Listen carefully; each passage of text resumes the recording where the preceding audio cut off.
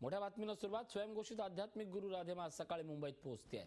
औरंगाबादहून विमानानं राधेमा मुंबईला परतते आहे. त्याआधी शनिवारी अख्खा दिवस मात्र एकदाही त्या हॉटेलमधून बाहेर पडल्या नाहीत.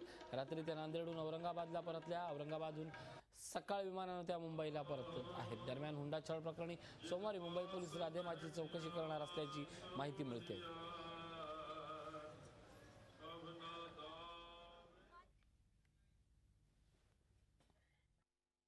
कल तक बहुत फेडअप थी, परसों तक मैं बहुत फेडअप थी, लेकिन अब मैं अपने सतगुरु के पास माथा टेका ही, मुझे बहुत अच्छा लग रहा है। I am very happy.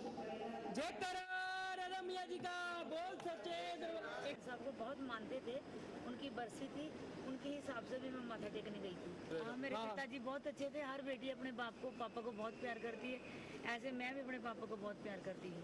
हर 14 दिन में चौकी होती है मुंबई में, और 15वें दिन में माता की चौकी होती है, ऊपर में दर्शन देती हूँ। सच बराबर तप नहीं, झूठ बराबर पाप, जाके हृदय सच है ताके हृदय आप, सत्यमेव जयते। सत्य ही शिव है और शिव ही सुंदर है। करा शेरावाली दा बोल साचे दरबार की।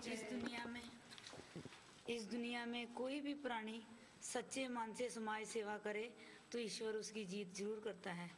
जो बोले सो निहाल। सत श्री अकाल। आमचे प्रतिनिधी विशाल करोळे आहेत. विशाल, आज अखेर राधेमा मुंबईला परततायत. काल त्या माध्यमांसमोर काही बोलले आहेत का, आणि सगळ्यात महत्त्वाचं म्हणजे पोलीस त्यांच्या चौकशीतली काय अपडेट देत आहेत?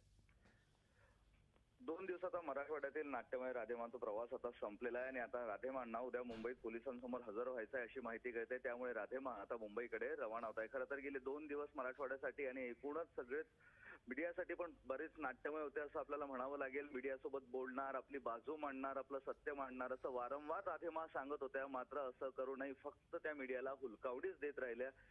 परवा माझा न्याय उपरवाला करेगा असं काहीच सांगताय, तर काल सत्यमेव जयते असं काहीच विधान करताय. मात्र कुठलाही स्पष्ट संदेश किंवा स्पष्टीकरण राधेमाने दिलेलं नाही आहे.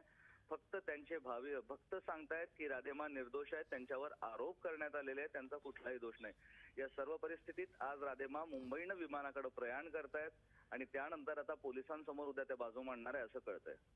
नक्कीच, धन्यवाद विशाल या महत्त्वाच्या माहितीबद्दल.